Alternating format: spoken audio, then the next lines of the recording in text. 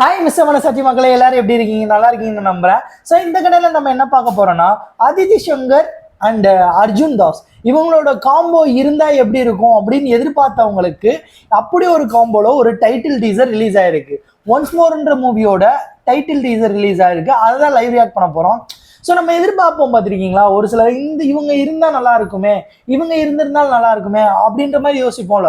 So அப்படி ஒரு காம்போல ஒரு வீடியோ வரும்போது யாருக்கா இருந்தாலும் எக்ஸைட்மெண்ட் இருக்குமா இருக்காதா? அதனாலதான் இந்த வீடியோவை பண்ணியே தீர்றோம்.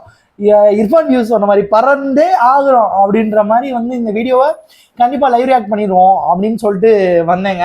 ஸோ அதுக்காக தான் இப்போ வெயிட் பண்ணிட்டு இருக்கேன் ஈகரா. ஸோ எனக்கு ஒரு கியூரியாசிட்டி, இவங்க காம்போவில் லவ் பண்ணால் எப்படி இருக்கும் அப்படின்ற ஒரு கியூரியாசிட்டி தான்.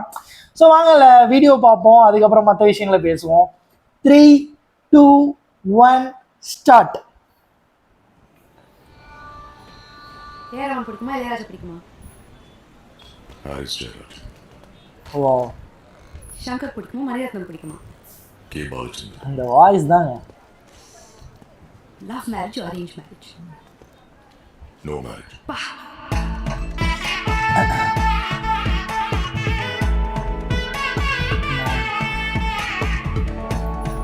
எனக்கு தெரிஞ்ச ஒரு நல்ல காம்போவை இந்த உலகத்துக்கு 2025 அறிமுகப்படுத்துறாங்கன்னு நினைக்கிறேன். ஓ மை காட், வேலண்டைன்ஸ் டே அன்னைக்கு தாங்க ரிலீஸ் ஆகுது. இப்போ 2025 இந்த லவ் ஸ்டோரி தான். ஸோ இதை பார்த்து எத்தனை காம்போஸ் வரப்போதோ தெரியல. வா வா வா, பர்சனலி இவங்க ரெண்டு பேரோட அந்த காம்போ சூப்பராக இருக்கு. Once more mass.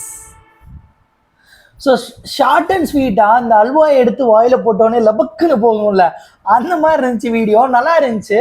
ஸோ இது தவிர்த்து பர்சனலாக யார் யார் அதிதி சங்கர் அர்ஜுன் தாஸ் அவங்களோட காம்போ வேற லெவலில் பிளாஸ்ட் ஆகும்னு நினைக்கிறீங்களோ கீழே கண்டிப்பாக கமெண்ட் பண்ணுங்க. அவங்க சப்ஸ்கிரைப் பண்ணுங்க, ஃபாலோ பண்ணுங்க. அவங்க மட்டும் இல்லைங்க, பார்க்குற எல்லாருமே, பிடிச்ச எல்லாருமே சப்ஸ்கிரைப் பண்ணுங்க, ஃபாலோ பண்ணுங்க.